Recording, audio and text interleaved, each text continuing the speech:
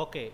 So, ఈరోజు మనం paragraph options గురించి ఇన్‌డిజైన్‌లో మనం మరికొన్ని విషయాల గురించి మనం తెలుసుకుందాం. సో, అందుకనే మనం ఇన్‌డిజైన్ సాఫ్ట్‌వేర్‌ని మనం ఓపెన్ చేసుకుంటే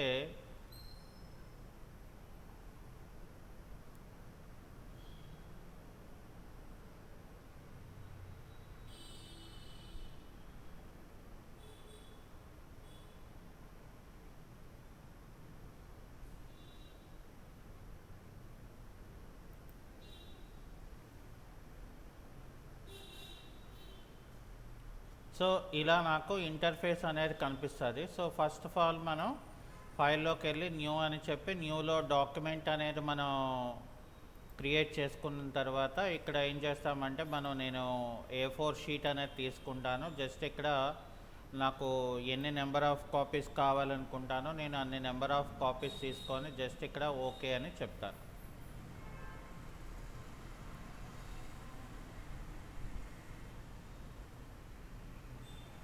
ఓకే. సో, అయిపోయిన తర్వాత మనం ఏం చేయాలంటే ఫస్ట్ ఆఫ్ ఆల్ మనకి ఈ పారాగ్రాఫ్ అనే ఆప్షన్ ఎక్కడ ఉంటుందో మనం తెలుసుకోవాలి. కాబట్టి ఇక్కడ టైప్ మెనూలోకి వెళ్ళి ఇక్కడ మనం పారాగ్రాఫ్ అంటే Ctrl+Alt+T అనే ఆప్షన్ని మనం ఇక్కడ తీసుకున్నట్లయితే నాకు ఇక్కడ పారాగ్రాఫ్ అనే ఒక డైలాగ్ బాక్స్ మనకి ఇక్కడ ఓపెన్ అవుతుంది ఇలా సైడ్న. అయితే ఇక్కడ మనకేంటంటే పారాగ్రాఫ్ మనకి కావాలి అనుకుంటే సో మనం ఏంటంటే మనకు కావాల్సిన పారాగ్రాఫ్ కంటెంట్ ఆఫ్ మ్యాటర్ని మనం కాపీ అండ్ పేస్ట్ చేసుకొని తెచ్చుకోవాలి. అంటే ఫర్ సపోజ్ మనకి ఇక్కడ ఏంటి కావాలంటే ఒక పారాగ్రాఫ్ కావాలి కదా. సో బై డిఫాల్ట్గా మరి పారాగ్రాఫ్ మనకి ఎక్కడి నుండి వస్తుంది. సో మనం ఏదైనా డిజైన్ చేసుకొని టైప్ చేసుకుంటే నాకేమవుతుందంటే ఆటోమేటిక్గా పారాగ్రాఫ్ అనేది క్రియేట్ అవుతుంది. ఓకే. సో మరి మన దగ్గర లేనప్పుడు మరి మనం పారాగ్రాఫ్ని ఎలా క్రియేట్ చేస్తాం. సో మనం క్రియేట్ చేయలేం కదా.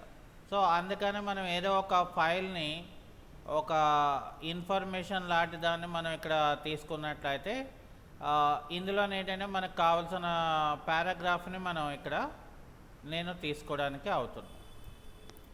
సో దీన్ని ఏం చేస్తున్నానంటే ఇక్కడ నేను Ctrl+C చేసుకుంటున్నాను, అంటే కాపీ చేసుకున్నాను. కాపీ చేసుకున్న తర్వాత మనం ఇన్‌డిజైన్లో ఏం చేస్తామంటే మనకు కావాలనుకుంటే ఇక్కడ టైప్ టూల్ తీసుకొని ఇక్కడ ఏం చేయాలంటే మనం ఈ గైడెడ్ లైన్తోను ఈ గైడెడ్ లైన్ వరకు మనం పారాగ్రాఫ్ని Ctrl+V. సో Ctrl+V చేస్తే మనకేమవుతుందంటే పారాగ్రాఫ్ అనేది మనకు ఓపెన్ అవుతుంది. సో పారాగ్రాఫ్ ఓపెన్ అయిన తర్వాత మనకి ఇక్కడ చూడండి, ఇక్కడ కీబోర్డ్లో Ctrl+1 అనేది మనం ప్రెస్ చేస్తే ఏమవుతుందంటే సో మనం ఇక్కడ పేస్ట్ బోర్డ్ ఏదైతే ఉంటుందో దాన్ని మనకు కావాల్సిన విధంగా మనం ఇక్కడ మూవ్ చేసుకోవడానికి ఎక్కువ ఛాన్స్ అనేది మనకి ఇక్కడ ఉంటుందన్నమాట.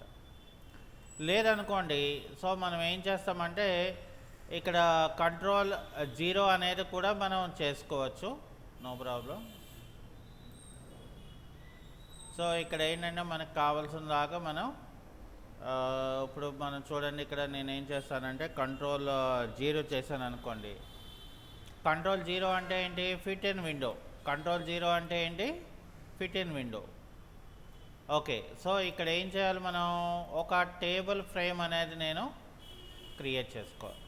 సో ఇక్కడ నేను ఏం చేశానంటే ఒక టేబుల్ ఫ్రేమ్ క్రియేట్ చేశాను. ఇక్కడ Ctrl+V అంటే పేస్ట్ చేశాను, కాపీ చేశాను, పేస్ట్ చేశాను. మనకి కనిపించే రీడింగ్ టెక్స్ట్ సైజ్ అయితే మనకి 12, అదైతే మనకి స్టాండర్డ్. సో అది అయిపోయిన తర్వాత ఈ టెక్స్ట్ని మనం ఫస్ట్ సెలెక్ట్ చేసుకున్న తర్వాత పారాగ్రాఫ్ తాలూకా అలైన్మెంట్స్, అంటే ఇది మనకి అలైన్ లెఫ్ట్ సైడ్ ఉంటుంది, ఇది అలైన్ సెంటర్లోకి ఉంటుంది, అలాగే ఇది అలైన్ రైట్ సైడ్కి ఉంటుంది. అది అయిపోయిన తర్వాత దాని పక్కన ఇక్కడ చూడండి, justify with the last line aligned left side అంటే నాకు ఇలా వస్తుంది. ఇప్పుడు ఇక్కడ ఏమైనా చూసారా, నాకు ఇదంతా కూడా అలైన్ అయిపోయింది ఆటోమేటిక్. అంటే మనం ఎప్పుడైనా పారాగ్రాఫ్ కానీ బుక్లెట్స్ కానీ క్వశ్చన్ బ్యాంక్స్ కానీ మనం తయారు చేసినప్పుడు సో కంపల్సరీగా మనం అలైన్మెంట్ అనేది ఫ్రేమ్లో ఎగ్జాక్ట్గా చేసుకునేట్లాగా మనం చేసుకోవాలి. So that is a very very important. ఆ తర్వాత ఇక్కడ చూడండి, justified with last line aligned in centre, అంటే లాస్ట్ లైన్ ఏదైతే ఉంటుందో అది సెంటర్లోకి వస్తుందంటే అది మనకు అవసరం లేదు.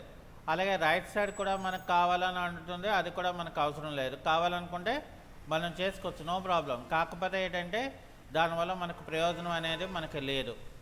ఓకే, ఇంకా జస్టిఫై ఆల్ లైన్స్ అంటే అక్కడ మనకి లాస్ట్ లైన్స్ గ్యాప్ ఉన్నవి కూడా ఇంకా ఉండదు. సో అన్నీ కూడా ఏంటంటే మనకి కంటెంట్ అంతా కూడా ఒక టైట్గా మనకి క్రియేట్ అయిపోద్ది అనమాట. సో ఇది మనం అలా చేసుకోవచ్చు ఇందులోని జస్టిఫై ఆల్ లైన్స్. ఇక దాని తర్వాత అలైన్ టువర్డ్ స్ప్లైన్ అని చెప్పాడు. సో ఇక్కడ చూసారా, అలైన్ చేస్తే ఏమైంది, ఇక్కడ మళ్ళీ నార్మల్ అయిపోయింది, అర్థమైందా? సో అలాగే ఇక్కడ నేను క్లిక్ చేశాను అనుకోండి, ఇది కూడా అట్లాగే వచ్చింది. సో మనకి ఇప్పుడు ఏంటి కావాలంటే మనకి లెఫ్ట్ సైడ్లో ఉన్న అలైన్మెంట్ జస్టిఫికేషన్ లాంటిది మనకు కావాలి. సో ఇక్కడ ఉన్న మనం అలైన్మెంట్ స్పాట్స్ అనేది మనం చేసుకోగలిగాం, అర్థమైందా? ఇక మనం ఈ కింద పార్ట్కి వచ్చేస్తే ఈ కింద పార్ట్లో ఏంటంటే ఫస్ట్ లెఫ్ట్ ఇండెంట్ అని ఉంటుంది. అంటే మనం ఒకవేళ ప్రింట్ చేయాలనుకున్నప్పుడు ఏవైనా మనం పారాగ్రాఫ్కి గ్యాప్ ఇవ్వాలి అనుకుంటే ఇక్కడ మూవ్ చేస్తే ఏమవుతుందంటే మొత్తం ఈ పారాగ్రాఫ్ అంతా కూడా మనకి ఇక్కడ మూవ్ అవుతుంది.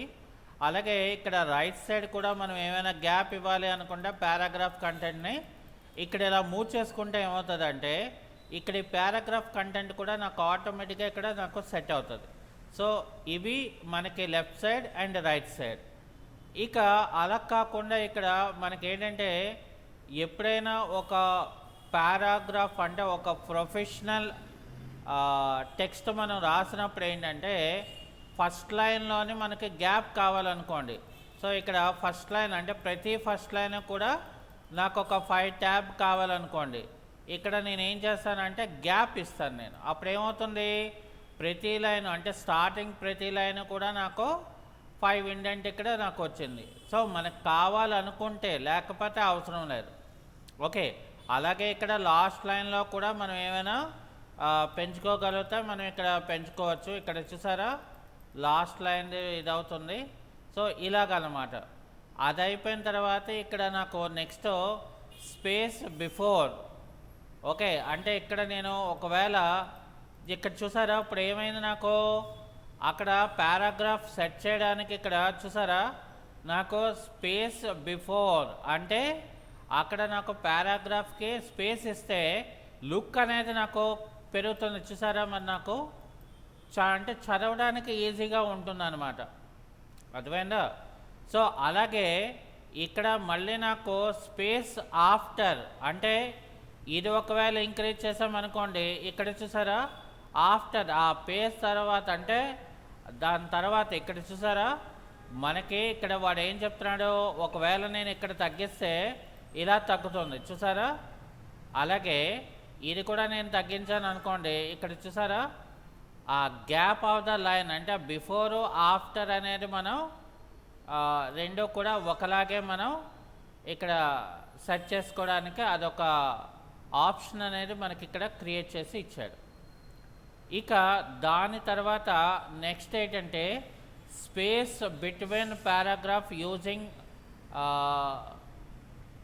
Same style. అంటే ఇక్కడ నాకు ఫర్ ఎగ్జాంపుల్ ఇక్కడ చూడండి నాకు డిఫరెంట్ సైజెస్లో ఏమైనా స్టైల్స్ ఉంటే అది మనం చేసుకోవడానికి అవుతుంది. ఇక్కడ మనం కావాలనుకుంటే ఎంత గ్యాప్ కావాలి అనేది ఇది కూడా అలాంటిదే సేమ్.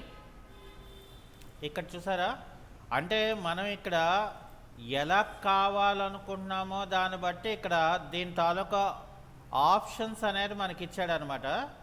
ఇంకా అది అయిపోయిన తర్వాత ఇంకా నాకు నెక్స్ట్ వన్ ఏంటంటే డ్రాప్ క్యాప్ నెంబరింగ్ అని అంటున్నాడు. Okay, so drop cap numbering అనేది మనం తీసుకుంటే పర్ సపోజ్ ఇక్కడ నేను డ్రాప్ క్యాప్ పెట్టుకున్నాను అనుకోండి, అంటే ఎవ్రీ స్టార్టింగ్ లైన్ది నాకు ఎన్ని నెంబర్స్కి నాకు కావాలి డ్రాప్ క్యాప్ అనేది అంటే ఇప్పుడు చూడండి ఇది ఎక్కడ మనకి యూజ్ అవుతుంది. ఫర్ ఎగ్జాంపుల్ మనం ఆర్టికల్స్లో కానీ లేకపోతే బుక్స్లోనే అంటే క్వశ్చన్ బ్యాంక్స్లోని వాటిలోని తర్వాత మ్యాగజైన్స్ మనం పారాగ్రాఫ్ తయారు చేసినప్పుడు ఇది మనకి యూజ్ అవుతుంది అనమాట. అంటే మనకు కావాలనుకుంటే ఇవ్వచ్చు, లేదు అంటే మనకు అవసరం ఉండదు. ఓకే, సో దాని తర్వాత ఇక్కడ drop cap 1 or more characters, అంటే మనకి డ్రాప్ క్యాప్ అనేది ఎన్ని క్యారెక్టర్స్ కావాలో మనం ఇచ్చేసి సో అన్ని క్యారెక్టర్స్ని ఇక్కడ మనం డ్రాప్ క్యాప్ అనేది మనం కావాలనుకుంటే చేసుకోవచ్చు. సో అదేంటంటే మన యొక్క మన తాలూకా విష్ బట్టి మనం అక్కడ తయారు చేస్తాం. సో దీన్ని ఏమంటారంటే డ్రాప్ క్యాప్ స్టైల్ అని అంటారు అనమాట. ఓకే, తర్వాత ఇక్కడ షేడింగ్ మనకి ఏమైనా కావాలనుకుంటే బ్యాక్గ్రౌండ్లో ఆ పారాగ్రాఫ్కి మనం షేడింగ్ అనేది మనం పెట్టుకోవచ్చు. లేదు నాకు బోర్డర్ కావాలి అనుకుంటే సో ఇక్కడ నేను పారాగ్రాఫ్కి బోర్డర్ కూడా నేను పెట్టుకోవచ్చు. ఓకే, సో ఇంకా మనం ఒకవేళ ఇక్కడ ఏంటంటే మనకి షేడింగ్కి ఏమైనా మనం షేడింగ్ ఎనేబుల్ చేసుకుంటే షేడింగ్కి ఏమైనా కలర్స్ కావాలనుకుంటే సో షేడింగ్కి కూడా మనం ఇక్కడ కలర్స్ని మనం పెట్టుకోవచ్చు. చూసారా, కలర్ మారుతుంది. అలాగే ఇక్కడ నాకు బోర్డర్కి కూడా ఏమైనా కలర్స్ నాకు కావాలనుకుంటే సో బోర్డర్కి కూడా నేను కలర్ అనేది ఇక్కడ క్రియేట్ చేసుకుంటే నాకు ఇక్కడ ఏమైందంటే చూసారా, ఇక్కడ మనకు ఇప్పుడు ఎలా వచ్చిందో ఒక మంచి లుక్ అనేది మనకి క్రియేట్ అయిపోయింది అనమాట. అంటే అందుకనే ఇక్కడ మనం ఎప్పుడైనా మనం పారాగ్రాఫ్స్ని తయారు చేసినప్పుడు కంటెంట్ ఆఫ్ మ్యాటర్ని క్రియేట్ చేసినప్పుడు ఫస్ట్ ఆఫ్ ఆల్ మనకి పారాగ్రాఫ్ అనే ఆప్షన్ ద్వారా మనం కంట్రోలింగ్ అనేది మనం చేసుకోవచ్చు అనమాట. దాని ద్వారా ఏమవుతుంది, మనకి ఇక్కడ లుక్ ఎపిరెన్స్ అనేది మనకి బాగా క్రియేట్ అయిపోతుంది. అర్థమైందో? సో అది అయిపోయిన తర్వాత ఈ యొక్క టెక్స్ట్ని మనం ఏమైనా మోడిఫికేషన్ కానీ ఏమైనా ఫాంట్స్ కానీ మనం చేంజ్ చేయాలనుకోండి, అప్పుడు మళ్ళీ మనం ఏం చేయాలి, ఇక్కడ టైప్ మెనూలో క్యారెక్టర్ అని ఉంటుంది. Ctrl+T చేస్తే నాకు క్యారెక్టర్ అనే ఆప్షన్ వస్తుంది. సో ఈ క్యారెక్టర్ అనే ఆప్షన్లో ఏముంటుంది మనకి, ఇక్కడ మనం కావాలనుకుంటే ఇక్కడ ఫాంట్ తాలూకా నేమ్ని మనం మార్చుకునే అవకాశం ఉంటుంది.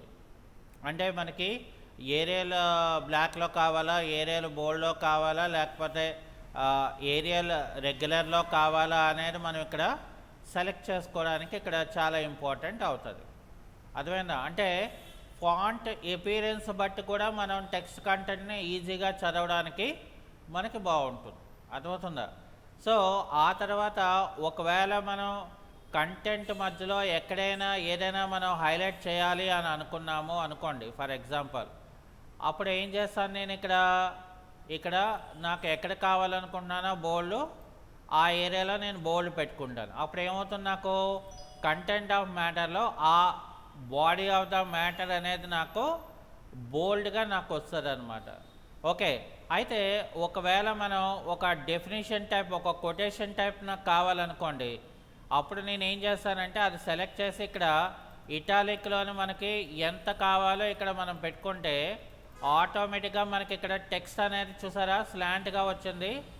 సో అంటే ఇలాగ మనం రకరకాలుగా మనం మోడిఫికేషన్ కూడా మనకు కావాల్సిన విధంగా మనం ఇక్కడ చేసుకునే అవకాశం ఇన్డిజైన్ అనే అప్లికేషన్ మనకి కల్పిస్తుంది. అర్థమైందా? సో ఇదొక టైప్. ఓకే, అలాగే ఫర్ ఎగ్జాంపుల్ నేను ఒక టెక్స్ట్ని ఇక్కడ నేను తీసుకున్నాను. ఓకే, సో ఇక్కడ నేను టెక్స్ట్ని తీసుకొని ఫర్ ఎగ్జాంపుల్ నేను ఇక్కడ ఏం చేస్తున్నానంటే ఇక్కడ SBI అని నేను టైప్ చేసుకొని దీన్ని Ctrl+Shift>తో ఇలా సైజ్ పెంచుకున్నాను.